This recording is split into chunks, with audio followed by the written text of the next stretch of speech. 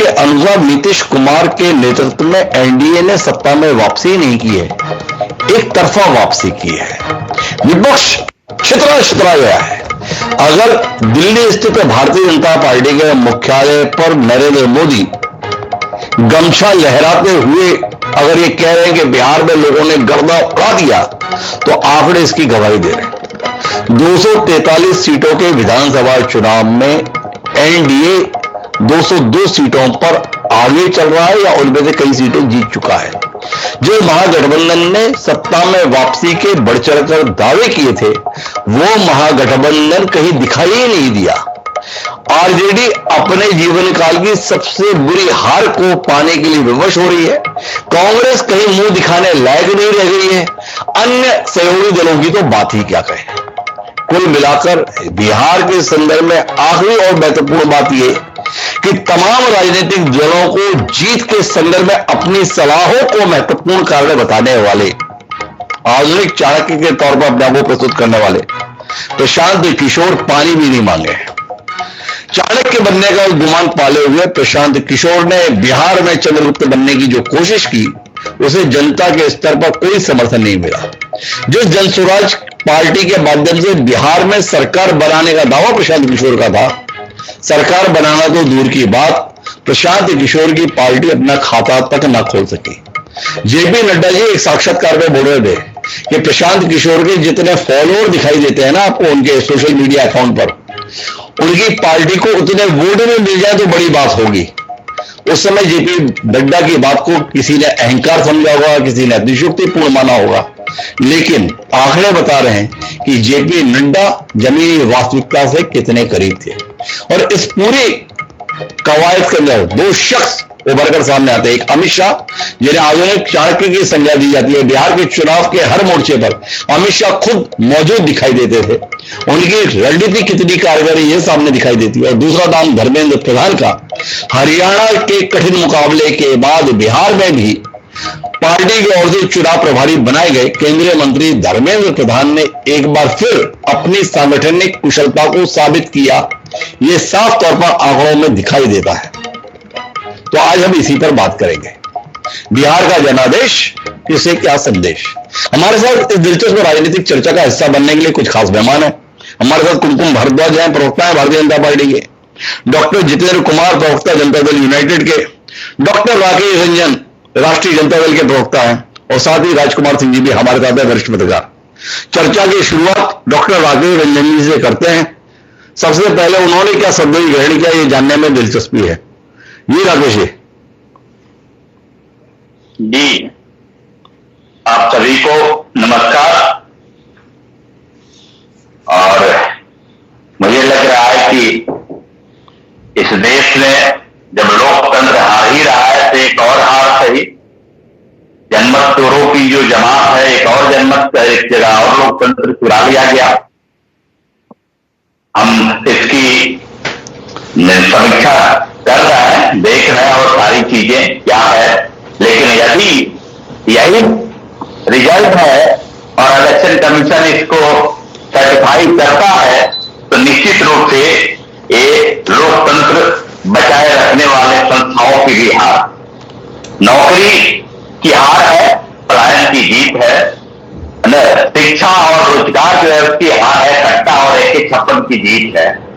जन सरकार की जो राजनीति और विकासवादी राजनीति जो होती है उसकी हार है, और जुमला, झूठ, अन्याय, अशिक्षा की जीत है।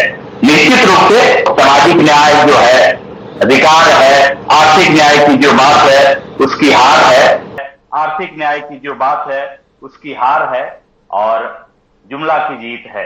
नागरिक स्वतंत्रता की जिसकी बात कही जाती है एक लोकतंत्र में, उस नागरिक स्वतंत्रता और उसके अधिकार की हार है, और उसमें गुलामी की जंजीर और मजदूर की जो है वो जीत है निश्चित रूप से।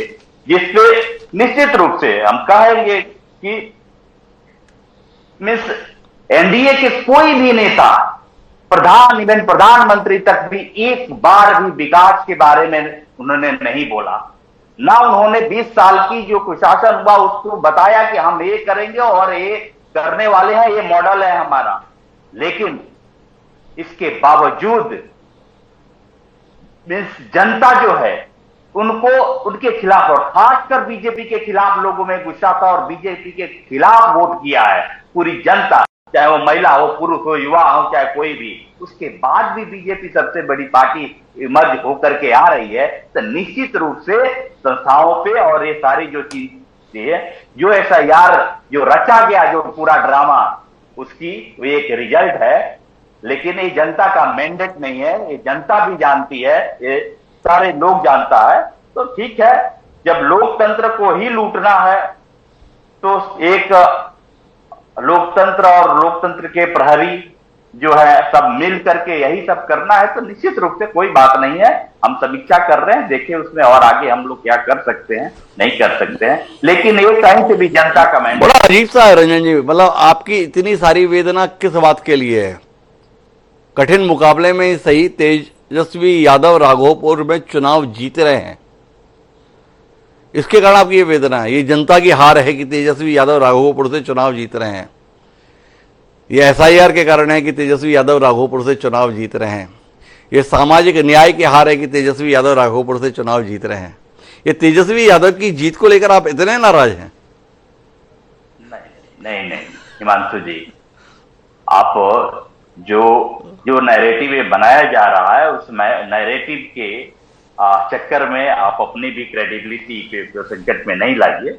दिक्कत ये है कि ये तो सेंट्रलाइज ऑपरेशन है। किसको जिताना है, किसको हराना है, कितना से जिताना है, क्या सेट करना है, नहीं है। SIR में ही देखिए सारी चीजें होते रही, सुप्रीम कोर्ट को इन्वॉल्व होना पड़ा, उसको लताड़ लगाने के बाद भी कोई चीज क्लियर नहीं हुआ। रची गई सारी चीजें उस समय से, सारी चीजें। नहीं, मेरी साख की चिंता मत कीजिए राकेश रंजन जी। कल तक आप अपनी जीत के दावे कर रहे थे, तब हम लगातार ये सवाल उठा रहे थे कि अगर परिणाम आपके खिलाफ आया तो कहीं SIR को लेकर, EVM को लेकर तो चिल्लाने नहीं लगे। बोले नहीं, हमने सारी तैयारी कर रखी है, इन्होंने कोशिश की होगी पर हमने ऐसा होने नहीं दिया। अब परिणाम आया तो आपने अपनी हार मानने के स्थान पर वो सारे कारण गिनाने चालू कर दिए जो अतीत में भी गिनाते आए हैं। पर आपसे जानना है कि सब कुछ इतना मैनेज है, सब कुछ चुरा लिया गया है। तो जो भाजपा की मदद करते दिखाई दे रहे थे तेज प्रताप, वो बहुआ में चौथे नंबर पर चारों खाने चित्त दिखाई दे रहे हैं। और जिस तेजस्वी यादव को हराना था, वो तमाम कोशिशों के बावजूद भी राघोपुर में चुनाव जीतते हुए दिखाई दे रहे हैं। तो इसलिए आपकी बात पर एतबार करने में यकीन नहीं आ रहा है, विश्वास नहीं आ रहा है। तो मेरी साख की चिंता छोड़िए, आपकी अपनी साख और पार्टी की साख दांव पर लग गई है, उस पर कुछ कहिए, उस पर कुछ बोलिए। राहुल गांधी आपको कितना परेशान किए, कांग्रेस का साथ आपको कितना भारी पड़ा, ये कांग्रेस का बोझा ढोना आपको क्या इस प्रकार के परिणाम पे ले आया, इस पर कुछ कहिए, थोड़ा इस पर रोशनी दीजिए ना। कहां आप मुझसे नाराज हो रहे हैं? एनालिसिस है, गलत एनालिसिस आप कर रहे हैं। आप जो कह रहे हैं ना, बस यही आर्गुमेंट बताने के लिए, यही आर्गुमेंट देने के लिए किसको जिता डटे रहे। सारी जनता हमारे साथ थी, लेकिन मुझे क्या पता सारी चीजें कि खेल कहीं और से चल रहा है। तो ये सारी चीजें हैं। निश्चित रूप से हम कहेंगे कि हमने इश्यू बेस्ड पॉलिटिक्स की बात की, जन सरोकार की चीजों की बात की, लेकिन जनता भी सपोर्ट कर रही थी कि नहीं, हमें नौकरी चाहिए, हम पलायन के लिए मजबूर है, हमको पलायन की मार जो झेल रहे हैं उससे निजात चाहिए। जनता भी कह रही थी कि जो शिक्षा व्यवस्था जो लोग बर्बाद कर दिए, एक अच्छी शिक्षा चाहिए, अच्छी स्वास्थ्य सुविधाएं चाहिए, इस भ्रष्टाचारी सरकार से हम निजात पाना चाहते हैं। लेकिन इसके बाद कैसे कह सकते हैं कि वो सारी जनता आकर के और नकार दी? तो कुल मिलाकर राकेश रंजन जी का मानना है कि इस चुनाव का संदेश सीधे सीधे मैनेजमेंट है, खेल कर दिया गया है। जन भावनाओं की अभिव्यक्ति नतीजों की शक्ल में नहीं आई है। ये नतीजे जनता की भावनाओं की अभिव्यक्ति नहीं कर रहे हैं। मशीनों का खेल है, SIR का खेल है, इसलिए ऐसा नतीजा है। फिर भी हम डटे रहेंगे।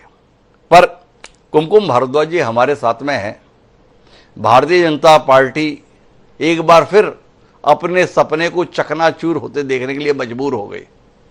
भाजपा का सपना महसूस होता था, वो चाहती थी कि बिहार में हमारा मुख्यमंत्री हो, पर नीतीश कुमार जितनी सीटों के साथ दिखाई दे रहे हैं उनके एकनाथ शिंदे होने का कोई संदेश इस जनादेश में महसूस नहीं हो रहा। कुमकुम जी, इस बात से कितनी नाराज और निराश हैं आप? ये तो मीडिया का शायद काम है गढ़ना कि एकनाथ शिंदे को के बारे में बात करना, जो फडणवीस साहब के बारे में बात करना कि हमारे बीच में बड़ी टकराहट है। लेकिन हमारी लोकतांत्रिक व्यवस्था वाली पार्टी है, नाम ही है एनडीए, नेशनल डेमोक्रेटिक अलायंस। तो हमारे यहाँ सब कुछ एक संगठनात्मक तरीके से चलती है चीजें। और सबसे बड़ी बात है कि हमारे यहाँ वो होता है जो उस राज्य के लिए, उस राज्य के लोगों के लिए बेहतरी के लिए होता है, और सबसे ऊपर देश के लिए होता है। तो हमने वही किया है, चाहे वो महाराष्ट्र हो, चाहे कोई भी राज्य आप उठा करके ले ले। बिहार में भी अभी मैं आपको भी सुन रही हूँ, और भी जो लोग बोल रहे हैं, राजीव जी मैं उनको सुन रही थी, राकेश जी माफ कीजिएगा, तो एक निराशा है उनके अंदर। और निराशा स्वाभाविक है कि ये हार बहुत बड़ी हार है, बहुत बड़ी शिकस्त है उनकी। उन्होंने मतलब अनुमान नहीं किया होगा कि एक समय पे कई बार ऐसा रहा, देख रही थी मैं, कि ट्रेल कर रहे थे तेजस्वी यादव। और तेज प्रताप का तो खैर उसका लेना देना ही तेज प्रताप से नहीं है, बिकॉज घर से तो उनकी निकासी हो चुकी है। तो तेजस्वी का युवा चेहरा जेनजी की बात हो रही थी, सुनील सिंह कल आकर के जनता के बीच में कहते हैं कि वो होगा जो नेपाल में हुआ था। पप्पू यादव कहते हैं कि जी करके क्या करेंगे जब जीतेंगे ही नहीं। मतलब ये निराशा पहले से किसकी व्यवस्था में अगर विश्वास है, लोकतांत्रिक व्यवस्था का तो हनन आपातकाल में हुआ था, अभी तो अमृत काल का दौर है। और अमृत काल में जो अमृत निकला है, जिन लोगों ने काम किया है, वो आपको देखने और समझने की जरूरत है। दूसरी बात मैं सबों से के सामने प्रस्तुत कर रही हूँ कि अब के समय में पुरानी चीजें नहीं रही, स्टैंडर्ड लोगों ने बहुत हाई सेट कर दिया है। जो वोटर्स है, जो उनका डिमांड है, जो डिमांड के साथ साथ जो वो चाहते हैं, अपने लिए चाहते हैं, अपने परिवार के लिए चाहते हैं, अपने राज्य के लिए चाहते हैं, अपने देश के लिए चाहते हैं, वो बहुत हाई स्टैंडर्ड सेट हुआ है। जब तक आप ग्राउंड पे नहीं उतरेंगे, चीजों को समझेंगे नहीं, देखेंगे नहीं, तब तक इतना आसान नहीं है कि आप नहीं कुमकुम जी, हम थोड़ा गहराई में जाना चाहते हैं। सुपरफिशियल बातचीत तो दिन भर से हो गई, अब हम मीमांसा कर रहे हैं जनादेश की। सबक लिए क्या आप अतीत की गलतियों से? पिछली बार ये हसरत थी कि हम ही सरकार बनाए, हम ही मुख्यमंत्री बनाए। वो चिराग पासवान आपकी शह पर ही मैदान में उतर गए, एनडीए के खिलाफ 137 सीटों पर जेडीयू का काम लगा दिए। आप 74, जेडीयू 42 सीटों पर रही। समझ में आया जब 1.5 साल बाद नीतीश कुमार आरजेडी के साथ सरकार बना लिए। तो इस बार ऐसी गलती नहीं की है, चिराग पासवान को साथी रखे, जेडीयू को भी साथी रखे। नतीजा 89 पर आप, 84 पर जेडीयू, 20-21 पर चिराग। क्या कहते हैं, समझ में आ गया? नीतीश कुमार का कोई विकल्प बिहार में नहीं है। भाजपा की भलाई इसी में है कि देश में भले ही मोदी रहे पर बिहार में नीतीश ही रहे। 25 से 30 फिर नीतीश। भाजपा की समझ आ गया? देखिए हिमांशु जी, मतलब नीतीश जी के साथ जो हमारा अलायंस है वो क्वाइट नेचुरल है जी। अगर मैं आपको याद दिलाऊं, आप लोग जानते हैं सारे लोग, वो नीतीश जी रेल मंत्री थे, किसकी सरकार में थे? अटल बिहारी वाजपेयी की सरकार में थे। तो उनके साथ जो हमारा अलायंस है, वो बनाया हुआ अलायंस ऐसा नहीं है कि अपने आप को सेंटर में रख करके स्वयं के लिए क्या हमारे हित में जा रहा है, और उस तरह की नहीं है। ये सीधा सीधा जो अलायंस है बहुत ही नेचुरल और ऑर्गेनिक अलायंस है। जो दूसरे पक्ष को अगर आप देखेंगे, सबसे पहली बार जब लालू जी सत्ता में आए हैं तो कांग्रेस विपक्ष में है, दूसरी बार जब सत्ता में आते हैं तो कांग्रेस को साथ में ले लेते हैं। तो इन प्रकार लोगों को किसी को भी साथ ले लेना, ताकि हम दूसरे को ज्यादा मतलब अपने हित को साथ सके। जो बंदर होता है ना कि एक रोटी जब उसको मिलता है तो जिस बंदर को भी मिला वो चाहता है मैं अपने हित में पूरा कैसे मैं खा जाऊं, गटक जाऊं। पीएम कौन होगा, सीएम कौन होगा, ये सारा तो पूरा देश ने देखा, पूरे बिहार राज्य ने तो देखा ही, पूरा देश ने देखा। दूसरा था कि खुद से मुकेश सहनी को मैंने बोलते हुए मीडिया में आकर कह रहे हैं कि गठबंधन बीमार है, इसका इलाज के लिए हम दिल्ली जा रहे हैं। स्वयं से मुकेश सहनी का चुनाव नहीं लड़ना, भाई जब चुनाव में थे नॉमिनेशन के बाद से, फिर उसके बाद से उसको विड्रॉ कर लेना। तो हमारी तरफ तो सारी चीजें बिल्कुल इंटैक्ट थी। बिहार के डेवलपमेंट के मॉडल को लेकर के हमने पहले भी काम किया, आज भी काम कर रहे हैं, और आज जो जनादेश आया आगे। मेरा सवाल कितना स्पेसिफिक था, 2020 में आपने क्या किया था, इस पर मेरा सवाल था। जो आपके नेचुरल अलाय हैं, आपके अनुसार नीतीश कुमार, वो आपके खिलाफ चुनाव लड़ लिए 2015 में, एक और नेचुरल अलाय आरजेडी के साथ मिलकर। जो आपके नेचुरल अलाय आप बता रहे हैं ना, वो 2021-22 में आपको छोड़कर आरजेडी के साथ सरकार बना ली, वही तेजस्वी को उप मुख्यमंत्री बना लिए। तो कितने नेचुरल हैं ये हम अतीत में देखे हुए हैं। आपसे सवाल सीधा यह है कि आज जब चुनाव परिणाम के रुझानों को देखकर प्रधानमंत्री मोदी दिल्ली स्थित मुख्यालय में गए तो उन्होंने इस जीत को भाजपा की जीत के रूप में नहीं बल्कि एनडीए की जीत के रूप में निरूपित किया। उन्होंने उन सारे लोगों के प्रति धन्यवाद ज्ञापित किया जिसमें नीतीश कुमार का नेतृत्व था, उसमें सम्राट चौधरी, विजय सिन्हा भी थे, तो साथ साथ उपेंद्र कुशवाहा भी थे और मांझी भी थे। तो आपसे जानना चाहते हैं, सबक आपको समझ में आ गया, सहयोगियों को भी स्थान और सम्मान देना पड़ेगा। केवल भाजपा, केवल नरेंद्र मोदी की आभा मंडल के साथ बिहार में बना नहीं रहा जा सकता। क्या यह संदेश इस जनादेश के माध्यम से आप समझ पाए हैं? क्या प्रधानमंत्री का भाषण इस उदारता के तहत ही है कि हमारे सहयोगियों को भी साथ लेकर सम्मान देकर ही आगे बढ़ना होगा? यह सीधा सवाल। हमने कब सम्मान नहीं दिया अपने सहयोगियों को, लेकिन मैं एक चीज और आपके समक्ष रखना चाहती हूं कि जिस तरीके का फंड एलोकेशन बिहार को मिला वो नरेंद्र मोदी की सरकार ने 15 फाइनेंस कमीशन के तहत बिहार को दिया। डेफिनेटली मैं ये कह सकती हूँ जीविका के तहत जो महिलाएं 56,000 करोड़ का बिजनेस कर रही हैं या फिर और भी चीजें हुई, आयुष्मान भारत है, उज्ज्वला योजना के तहत है, पीडीएस स्कीम है, बहुत सारी सेंटर्स की स्कीम भी साथ में है, जिसको गढ़ने का काम कहते हैं ना कि समुद्र एक स्रोत है और वहां से एक स्रोत को निकाला गया बिहार के लिए, क्योंकि बिहार की स्थिति जो थी वो जिस तरह से 15 साल लूटा गया था वो सही नहीं थी। तो 15 फाइनेंस कमीशन के तहत उतना फंड बिहार को दिया गया जो कि पहले वो स्थिति नहीं थी टिल 14 फाइनेंस कमीशन के तहत, और जिसको गढ़ा अल्टीमेटली नीतीश कुमार ने। तो बिहार राज्य की जब बात होगी तो वहां से सेंटर से कंट्रोल भी मैं नहीं कहूंगी, सेंटर से जो फंड था जो चाहिए था बिहार के डेवलपमेंट के लिए वो मोदी जी ने देने का काम किया।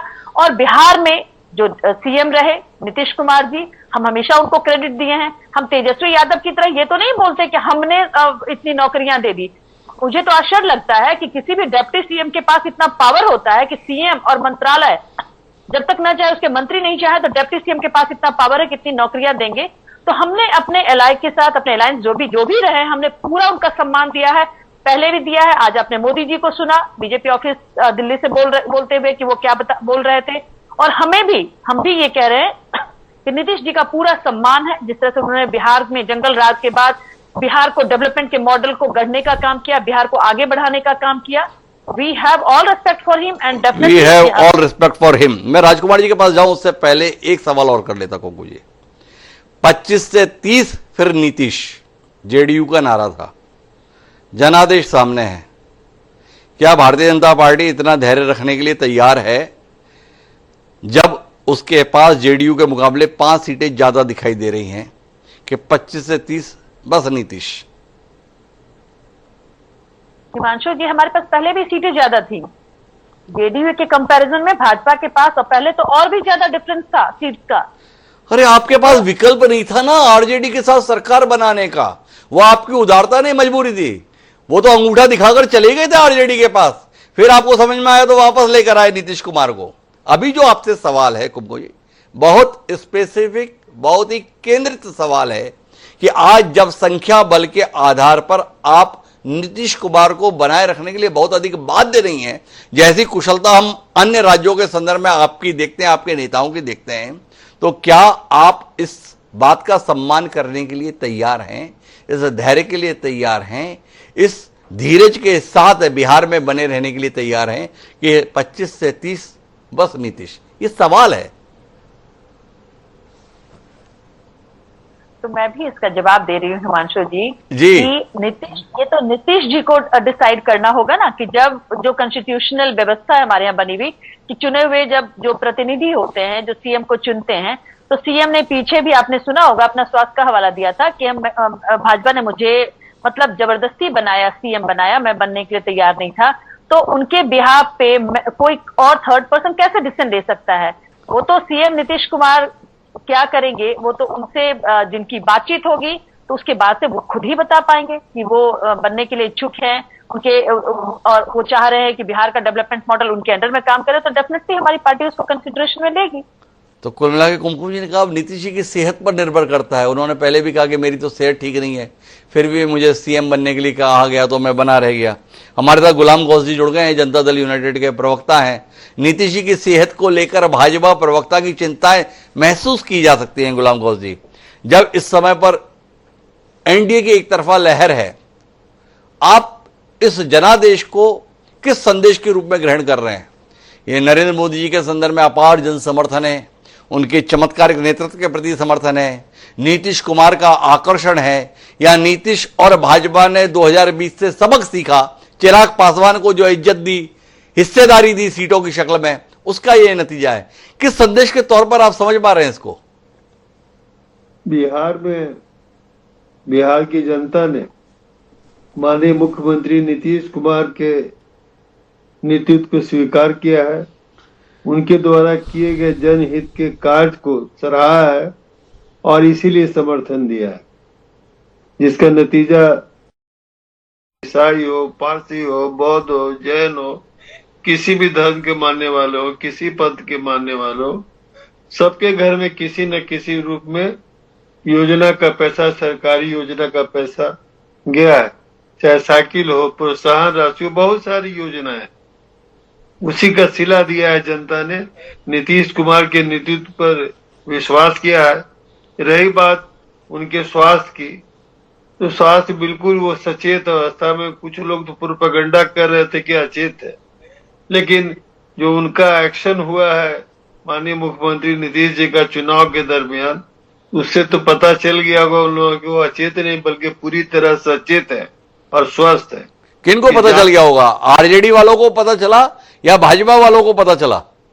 चल गया होगा सबको, आरजेडी नहीं, सबको पता चल गया। नहीं, मेरा सीधा सवाल है गुलाम गौस जी, किसको पता चल गया कि नीतीश जी एकदम हिट भी हैं, और या आपके सहयोगी बीजेपी वालों को पता चला?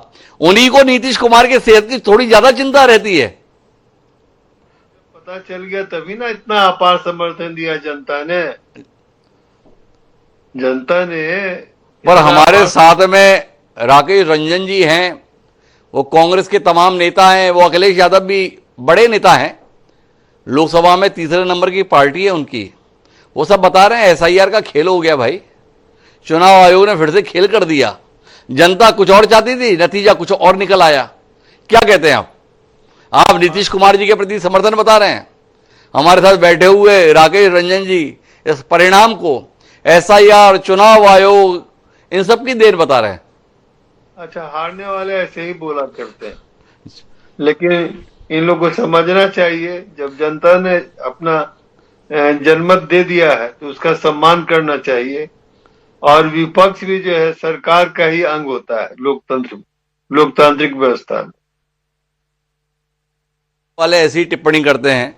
गौस साहब का सीधे तौर पर कहना यह है, लेकिन अब इस पर एक निर्मम मूल्यांकन के लिए मैं वरिष्ठ पत्रकार राजकुमार सिंह जी के पास आना चाहता हूं। राजकुमार जी, एक तरफ विपक्ष जो सिरे से इन परिणामों को खारिज कर रहा है, ये एक नई परिपाटी देश में हम देख रहे हैं। इससे पहले जब लोकतांत्रिक चुनाव होते थे, हारने वाले विनम्रता के साथ जनादेश को स्वीकार करते हुए कहते थे जो भी हुआ हमारी अपेक्षा के अनुरूप नहीं हुआ, पर जनता की भावनाओं को हम सम्मान करते हैं, जनता के निर्णय का सम्मान करते हैं, हम नए सिरे से मेहनत करेंगे, अपनी गलतियों को जानेंगे, समझेंगे और नए सिरे से मैदान में उतरेंगे। पर अब जनादेश को खारिज करना, चुनाव आयोग पर टिप्पणी करना और इस विफलता को ईवीएम और एसआईआर के ऊपर मढ़ देना, क्या कहते हैं? इस जनादेश का यही संदेश है। दूसरा आपसे जानना चाहता हूं कि क्या भारतीय जनता पार्टी ने 2020 के बिहार के परिणाम और 2024 के लोकसभा चुनाव के परिणाम से सबक सीखा है? क्योंकि आज जब प्रधानमंत्री पहुंचे हैं मुख्यालय, वहां पर उनके संबोधन में इस जीत को भाजपा की नहीं एनडीए की जीत के रूप में चित्रित किया गया। नीतीश कुमार के प्रति पर्याप्त सम्मान व्यक्त किया गया और नीतीश कुमार जी के साथ साथ अपनी ही पार्टी के नेताओं और अन्य सहयोगी दलों को भी पर्याप्त तरजीह उनके भाषण में देते हुए दिखी। इस बदलाव पर भी क्या आपकी दृष्टि जाती है या आपको लगता है नहीं पहले भी वो ऐसा ही बोला करते थे? हिमांशु जी, एक तो आपने बात कही जनादेश को सम्मान करना, मुझे उसके दो कारण नजर आते हैं। आपने बिल्कुल सही नोट किया कहीं बड़ा परिवर्तन सालों में आया। पहले हार को जनादेश के प्रति, मतदाताओं के प्रति सम्मान के साथ स्वीकार किया जाता था, विनम्रता के साथ। अब वैसा नहीं होता है। तो उसके दो कारण, एक तो पहले राजनीतिक जो विरोध था, वैचारिक विरोध था, वो राजनीतिक मतभेद तक थे। अब वो राजनीतिक मनभेद हो गया, निजी कटुता में बदल गया। तो अब एक दूसरे के प्रति सम्मान भाव न इधर है न उधर, ये दोनों तरफ जी। दूसरा, मुझे याद नहीं पड़ता, हालांकि इस देश में बूथ कैप्चरिंग का, मतपत्र लूटने का, चुनाव को डरा धमाका जनता कर प्रभावित करने का चांस बड़ा पुराना है। लेकिन कभी भी चुनाव आयोग की विश्वसनीयता पर या निष्पक्षता पर उस तरह के सवाल नहीं उठे जो पिछले कुछ सालों से हम देख रहे हैं, लगातार उठते जा रहे हैं, बढ़ते जा रहे हैं। तो विपक्ष का जो प्रतिक्रिया है उसके मूल में दो कारण मुझे नजर आते हैं। दूसरा, आपने कहा कि 2020 के चुनाव से बीजेपी ने क्या कुछ सबक सीखा। मुझे लगता है कि 2025 का जो चुनाव परिणाम है विधानसभा का, बिहार का, उसके मूल में शायद वही है। बीजेपी ने बिल्कुल सही सबक सीखा। पिछली बार चिराग पासवान का डिस्ट्रक्टिव इस्तेमाल किया गया और जेडीयू 73 या 74 सीटों से घटकर के 43 पर आ गए। बीजेपी तो बड़ी पार्टी बनी रही। नीतीश पर निर्भरता कम उतनी नहीं हो पाई कि बिना नीतीश के सरकार बन जाती। इसलिए बीजेपी ने इस बार, लेकिन इस बीच में बड़ी घटना हुई 2024 के लोकसभा चुनाव में। और उस लोकसभा चुनाव से बहुत पहले इस मामले में देखिए, आपका विरोध हो सकता है, जिन दलों का भी है, ये तो समझना पड़ेगा कि नरेंद्र मोदी और अमित शाह की, खासकर नरेंद्र मोदी की, जो जनता की राजनीतिक नब्ज पर जो पकड़ है या जो उनका पॉलिटिकल सेंस है, वो बहुत स्ट्रांग है। उनको ये आभास हो गया था कि शायद एनडीए का जो पुराना रूप है, नायडू और नीतीश के साथ आने से पहले का, उसके बल पर स्पष्ट बहुमत न मिल पाए। इसीलिए उन्होंने लोकसभा चुनाव से पहले नए जोड़ीदार तलाशे और ये एहसास किया कि हमको सहयोगियों के साथ बढ़ना है, अकेले पार्टी के तौर पर आगे नहीं बढ़ना है। तो ये एहसास तो 2024 के लोकसभा चुनाव से पहले हो गया था। उसी एहसास का परिणाम है, अगर आपको याद हो, कि लोकसभा चुनाव के बाद भी नरेंद्र मोदी ने जो कहा था एनडीए सरकार तब्दील हुई, बीजेपी सरकार नहीं कहा था जी। इस बार उन्होंने विधानसभा चुनाव में उन्हीं चिराग पासवान का बहुत सस्पेक्ट इस्तेमाल किया। पिछली बार वो नीतीश कुमार की पार्टी को करीब 3 दर्जन सीटें हरवाने में कामयाब हुए थे। इस बार नीतीश कुमार की पार्टी भी लगभग दोगुने पे पहुंच गई। और जो चिराग पासवान जो चाहे वो सीटों का बंटवारा हो, चाहे वो टिकटों का बंटवारा हो, और चाहे चुनावी मुद्दों के चयन का मामला हो, जबकि महागठबंधन हर मोर्चे पर, जिसके पास एक बढ़त होनी चाहिए थे अपोजिशन के नाते, तमाम मुद्दे थे 20 साल का शासन है नीतीश कुमार का, वो हर मोर्चे पर कहीं न कहीं या तो भटकाव में नजर आया या आपसी टकराव में नजर आया।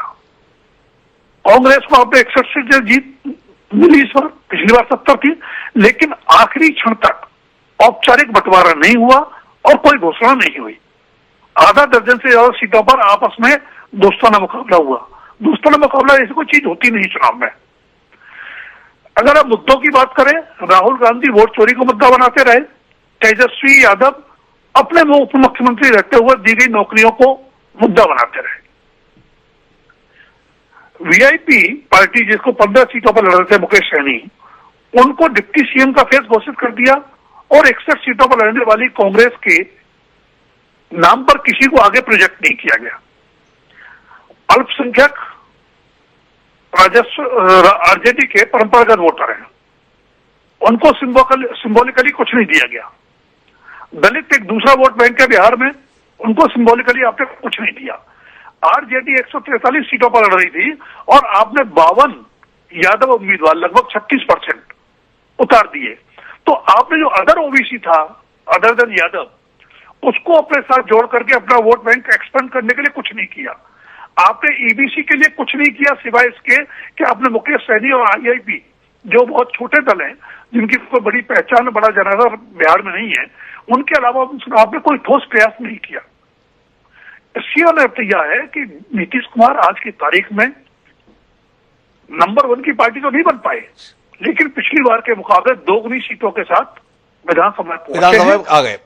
एक संदेश पर और बात करना चाहता हूं, क्या राजकुमार सिंह जी इत्तेफाक रखते हैं कि बिहार का संदेश साफ है कि कांग्रेस को अगर पुनर्जीवित होना है तो उसको राहुल गांधी से इतर नेतृत्व तलाशना होगा। राहुल गांधी के बूते कांग्रेस वापस खड़ी नहीं हो सकती। क्या इस नतीजे पर भी आप इस संदेश से पहुंचते हैं या इसके संदर्भ में आप अभी भी इंतजार करने की मुद्रा में रहना चाहेंगे? हिमांशु जी, मुझे लगता है कि नेतृत्व तो सिर्फ संकट नहीं है, संकट नीतियों का भी है और नियत का भी है। आप देखिए कि कांग्रेस ने जो उसके ट्रैक रिकॉर्ड में है ना पिछले 40 साल के जो शासन किया, 50 साल किया, जिन जिन मुद्दों पर उस पर सवाल उठे, उन मुद्दों पर आज कांग्रेस कथनी के तौर पर कोर्स करेक्शन में नजर आती है, लेकिन वो करनी में कहीं अमल में दिखता नहीं है। तो मेरा मानना यह कि संकट उससे भी कहीं ज्यादा बड़ा है।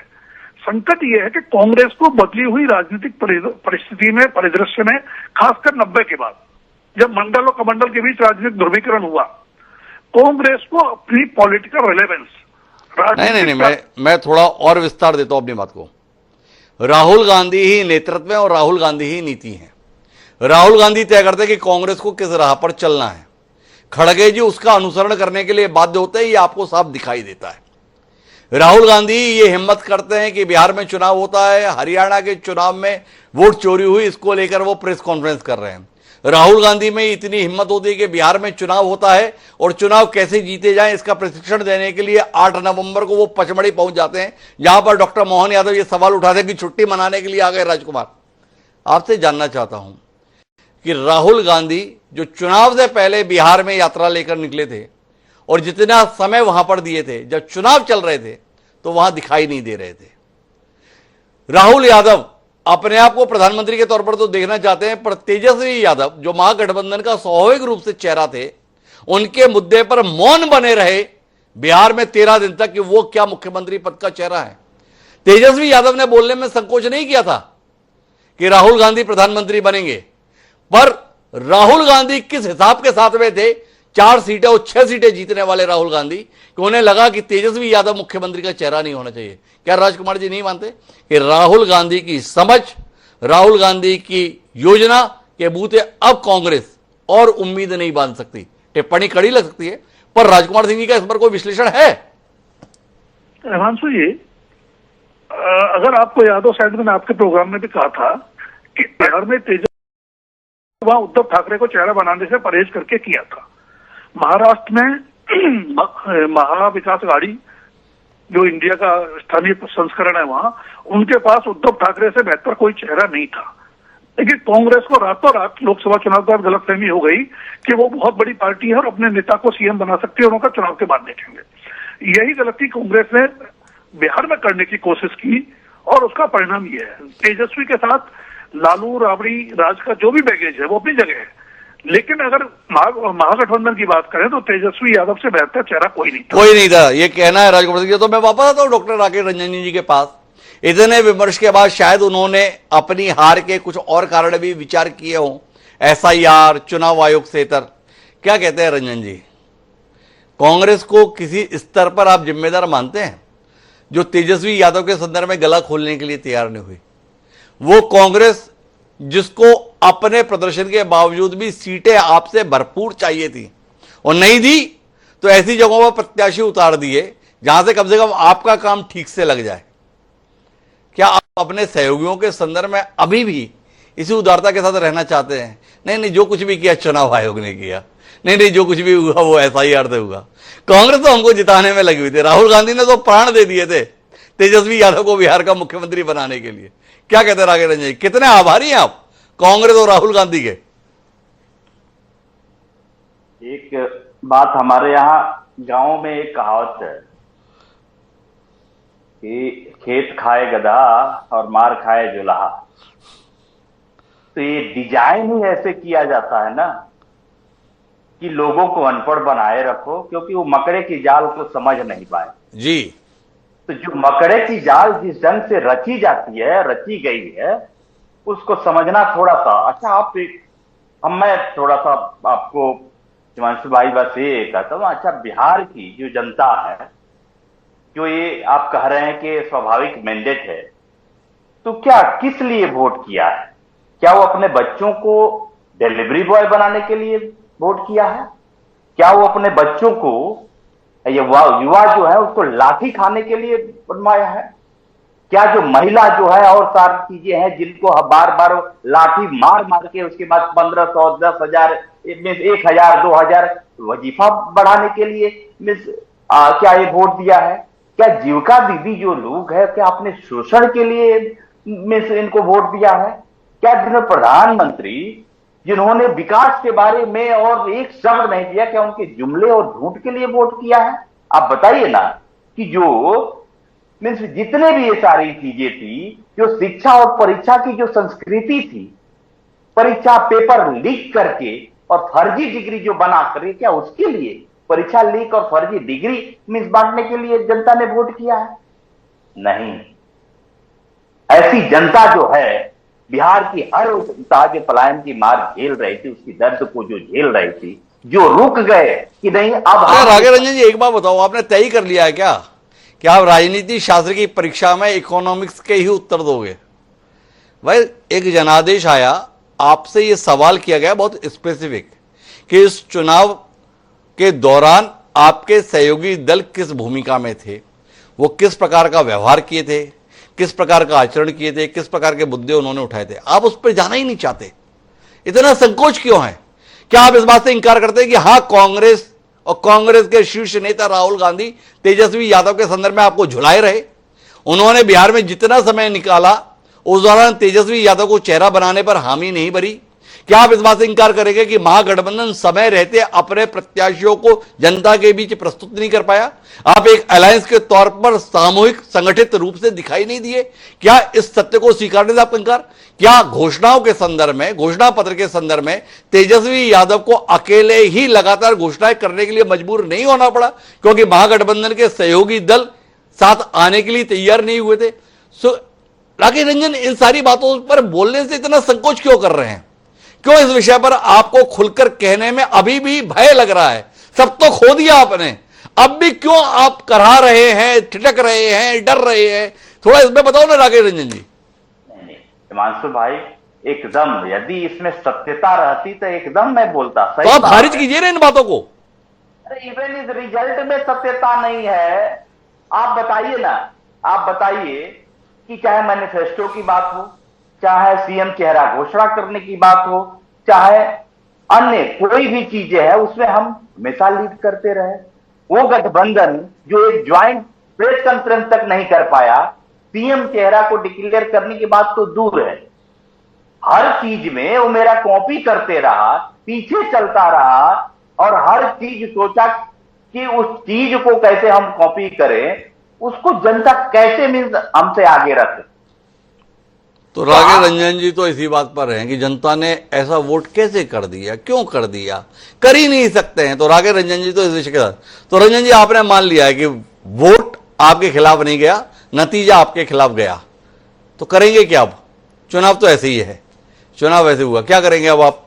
जनता सड़कों पर कब उतरने वाली है? कब इस जनादेश को खारिज करने के लिए जनता को पटना के मैदान पर उतारने का आह्वान आप कर रहे हैं? आप कह रहे हैं ना जनता ने फैसला कुछ और लिया था, दिखा कुछ और रहा है, तो जनता को सड़क पे आना चाहिए। कब आ रही है जनता आपके साथ? राहुल गांधी जी से डर इसलिए लग रहा है पूरे एनडीए को क्योंकि उन्होंने चोरी पकड़ी, उस डिजाइन को समझना चाहते हैं, पूरा देश को समझाना चाहते हैं कि कैसे ये डिजाइन है और कैसे एक सेंट्रलाइज जो सिस्टम जो बनाया गया है, जो लूटा गया है लोकतंत्र को, इसलिए उनसे इतना ज्यादा डर है। इसीलिए चाहते भी लोग हैं कि मिस कैसे झगड़ा लगाए और सारी चीजें, तो ऐसा कुछ भी नहीं है, लेकिन इस सिस्टम को और इस चोरी को एक ना एक दिन और बहुत जल्दी जनता समझे। तो अब आप क्या करेंगे राकेश रंजन जी? पड़ेगा। अब आप क्या करेंगे? नहीं, हम उस पर मंथन कर रहे हैं कि इसमें कौन सारी चीजें, इलेक्शन कमीशन पहले सत्यता जो भी चीजें हैं उसको डिक्लेयर तो करे कि कौन कौन से सीटों पे वो जिताया है, कौन कौन सीटों पे हराया है, कौन कौन सीटों पे क्या है, तो इसको होल्ड करके रखा है, कौन ऐसी सीट है जिससे अपने साहब से पूछेगा कि क्या करें, कितना नंबर कर दें कि हो सकता है कहीं यहां भी महाराष्ट्र मॉडल ला दिया जाए। तो ये सब उसको क्लियर कर लेने दीजिए और अंतिम परिणाम आ जाए तब राकेश रंजन जी विचार करेंगे। लेकिन कुमकुम भारद्वाज जी के पास हम आते हैं और दूसरे संकट पे बात करते हैं। कैसे करेंगे अब मंत्रिमंडल का गठन कुमकुम जी? कुछ जरूरत से ज्यादा ही जीत गए भाई लोग। कितना बड़ा संकट है ये। जीतना चाहते थे पर इतना भी नहीं जीतना चाहते थे। अब अमित शाह जी बोल गए थे सम्राट चौधरी को बहुत बड़ा आदमी बनाएंगे, तारापुर से जिता भर दो। जिता दिया तारापुर ने, उप मुख्यमंत्री बना रखा था आपने। अब बहुत बड़ा आदमी कैसे बनाएंगे कुमकुम जी? लोग पूछेंगे ना तारापुर के सम्राट चौधरी का क्या होगा? हमारे यहाँ सारे लोग बड़े आदमी हैं, नहीं तो सारे लोग कार्यकर्ता हैं। और हमारा प्रशिक्षण ही ऐसा होता है कि हमें जनहित में बातें करनी है, और जनहित में सिर्फ बातें ही नहीं करनी है, हमारा काम जो होता है वो सारा जनहित में होता है। जो जनादेश मिलता है हम उनके लिए क्या बेस्ट करके आ सकते हैं, पहले तो मतलब ये आपकी तरफ से जब आया तो मुझे बोलना पड़ रहा है। दूसरी बात, राकेश जी जो कह रहे हैं कि राकेश जी को मैं याद थोड़ा सा दिलाना चाहती हूँ, जबकि मैं उस तरह की चीजों में भी जाना नहीं चाह रही थी। लालू यादव की जो सरकार थी उसमें पे याद है कहते थे लालू यादव जिन्न निकलेगा, और किस तरीके का जिन्न निकलता था। साथ में उनके जो गठबंधन में पार्टनर हैं कांग्रेस, उससे पूछें कि एक हुआ करते थे N Gopal Swami, election commission के चीफ थे, और उन्होंने नवीन चावला के बारे में क्या बोला था कि he is totally A corrupt person और उनको कंसिडरेशन में नहीं लिया जाए, उनको इलेक्शन कमीशन का चीफ नहीं बनाया जाए। तो आपकी जो गतिविधियां रही हैं वो तो मतलब आप जिस तरीके का आपका रहा है, तो आपको हर जगह पे कहते हैं ना सावन के अंधे को हरियाली दिखती है, तो वो आपको वैसे ही लगता है कि सब वैसे ही कर रहे हैं। और सबसे बड़ी बात है, आपने अभी बात करी कि जाल बुनता है या फिर मकड़े का जाल की बात करी, तो राकेश जी मैं बताना चाहूंगी मकड़ा जो है ना वो आप थोड़ा सा पढ़ लीजिएगा, मतलब जानकारी ले लीजिएगा। मैं कोई कटाक्ष नहीं कर रही हूँ यहाँ पे, I am sorry, don't take it that way. मकड़ा जो जाल बुनता है वो मकड़ा के द्वारा बुना जाता है और मकड़ा ही उसमें फंसता है। इसको थोड़ा सा इसको आप देखिएगा। तो ये आप जिस तरीके का बातें आप कर रहे हैं, आपको अभी अपने आप को देखना होगा कि आपसे चूक कहाँ हुआ, आपकी गलतियां कहाँ कहाँ हुई। आपके नेता जो अपने आप को सीएम कैंडिडेट प्रोजेक्ट कर रहे थे, जो युवा की बात कर रहे थे, बड़ी बड़ी बातें कर रहे थे, वो कितनी बार ट्रेल कर रहे थे। एक भाई जिसको आपने निकाल दिया वो तो बेचारे पूरी तरह से मतलब कि ध्वस्त हो गए हैं, उसकी तो आपने जिंदगी ही तबाह कर दी। पर आपने तो बहुत कोशिश की थी उनको आबाद करने की कुमकुम जी, ऐसा लोग बोलते हैं। आपकी कोशिश लेकिन काम नहीं आई। देखिए हम किसी को आबाद और करते नहीं है ना, किसी के साथ हम गलत करते हैं। अरे कमाल है, आपने कितनी बड़ी टिप्पणी कर दी कुमकुम जी। हम तो आपसे बड़ी उम्मीद रखते हैं। आप तो सबको आबाद करने के लिए आपने कह दिया हम किसी को आबाद नहीं करते। 125 करोड़ 150 करोड़ देशवासियों को क्या हुआ कुमकुम जी अगर ये बोल देगी भाजपा की प्रवक्ता कि हम किसी को आबाद नहीं करते? नहीं, मेरा कहना है किसी को आबाद करने का तात्पर्य, आपने एक पर्टिकुलर नेता का नाम लिया। मैं नेता के केस में बोल रही हूँ, हम जनहित की बात करते हैं। मैं जनहित की बात कर रही हूँ। जो जनादेश है वो जनहित के लिए है। किसी नेता को लाना और फ्लिप फ्लॉप वाला सिचुएशन वो हम नहीं करते। उस सेंस में हमने बोला कि हम किसी नेता को आबाद नहीं करते और ना किसी को हम खराब करते हैं, ना किसी को हम अच्छा करते हैं। जो जैसा है। लेकिन आप मेरे असल सवाल का जवाब नहीं दिया आपने। राकेश रंजन जी के सम्मान में काफी कुछ कह दिया कुमकुम जी। मेरा बहुत स्पष्ट 2 सवाल थे, कुछ ज्यादा ही जीत गए आप। कैसे संभालेंगे, एक तो ये था, और दूसरा मेरा सवाल था भाई अमित शाह की बात की कुछ अहमियत वहमियत है कि नहीं आप लोगों की निगाह में? बहुत बड़े नेता हैं, हम सब लोग बड़ा सम्मान करते हैं। वो बोलकर गए थे तारापुर में, इनको जिता भर दो, बहुत बड़ा आदमी हम बनाएंगे। उप मुख्यमंत्री वो थे, बहुत बड़ा आदमी बनाने का वादा अमित शाह जी का था। उस वादे का क्या होगा, ये सवाल कुमकुम जी आपसे है। अपने नेता की बात का, सम्मान का कुछ बोध आप लोगों को है कि नहीं है? तारापुर में सम्राट चौधरी क्या मुंह दिखाएंगे अगर वापस केवल उप मुख्यमंत्री के तौर पर जाएंगे? तो इसलिए आपने सवाल, इसका कुछ उत्तर तो दीजिए ना कुमकुम जी। आज जैसी सुधी प्रवक्ता हमारे साथ में है, हमारी जिज्ञासा का कुछ तो समाधान होना चाहिए। ऐसा निराश थोड़ी करेंगे आप हमें। सम्राट चौधरी जी जीतने के बाद सबसे पहले जाकर के नीतीश कुमार जी से मिले हुए हैं, आपको शायद ये जानकारी होगी इस बात की। तो हमारा जो सम्मान है नीतीश जी के लिए, जिनके लीडरशिप में बिहार का चुनाव लड़ा गया था, और जो अमित शाह जी ने वहां बोला कि बड़ा आदमी बना देंगे। बड़ा आदमी बनाने का मतलब ही ये होता है कि आपके जो आकर के आपके क्षेत्र में आपके हित की बात करेगा, तारापुर के डेवलपमेंट की बात करेगा। अगर आप देखेंगे तो नीतीश कुमार जी की सरकार में जिस तरीके का डेवलपमेंट आप नालंदा में जाकर मतलब है कि वो विकास का काम करेगा। ऐसे नेताजी बात करते हैं क्या? इतना नासमझ हमको समझ रही है या हमारे दर्शकों को समझ रही हैं? मतलब ठीक है कि आपने 202 सीटें एनडीए के तौर पर बिहार में जीत ली, तो हम लोगों को बिल्कुल ही ना समझ लिया कि बड़ा आदमी का मतलब ये होता है। Himanshu ji, I have all due respect and regard for you and like जो मेरी समझ है तो मैं तो अपनी समझ और क्षमता के अनुसार ही बात करूंगी। और मैं आपने जो प्रश्न किया उसके लिए जो भी उचित मुझे लगा मैंने आपको उस तरीके से अपने पक्ष को रखने की कोशिश करी है। कुमकुम जी बड़ी गंभीरता से लेते हैं हम अमित शाह जी की छोटी से छोटी टिप्पणी को। सम्राट चौधरी के लिए जो टिप्पणी की गई है उनके द्वारा, वो कहां तक सम्राट चौधरी को लेकर जाएगी हम निगाह बनाए रखेंगे, छोड़ेंगे नहीं। पर गुलाम गौस जी के पास जाते हैं। गुलाम गौस जी, कुमकुम जी ने एक कमाल की बात कही, बोले सम्राट चौधरी जैसे ही जीते ना, वो नीतीश कुमार जी से मिलने के लिए गए। क्या कहने के लिए गए? आपका समय समाप्त हो गया, मेरा समय शुरू हो रहा है, ये कहने के लिए गए क्या? क्या कहते हैं आप? सम्राट चौधरी बहुत बड़ा आदमी बनाएंगे अमित शाह। आप इस ऐलान से कितने परेशान हो रहे हैं? उप मुख्यमंत्री के बाद क्या ऐसा पद है जिससे व्यक्ति बड़े से बहुत बड़ा महसूस किया जा सकता है? दो बात कहना चाहता हूँ। एक तो आपने कांग्रेस की चर्चा की जी। रामलखन सिंह यादव, स्वर्गीय रामलखन सिंह यादव कांग्रेस के बहुत बड़े नेता हुआ करते थे जी।